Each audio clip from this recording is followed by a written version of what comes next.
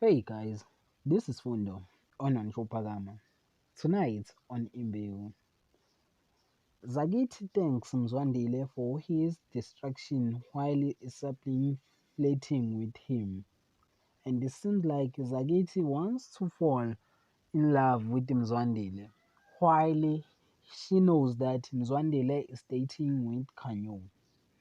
Nomusa expressed to Tusheleni how hurt she was at his assertion that she would internationally hate her family.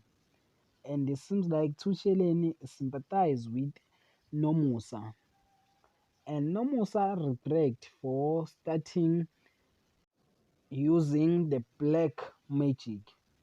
While Narope returned, she kicked Mira out of the house and tell her to never set foot there again. And Mira tries to apologize about the fake pregnancy and the fake funeral. That is for tonight. Thanks for watching. Don't forget to like and comment and subscribe. Therefore, thanks.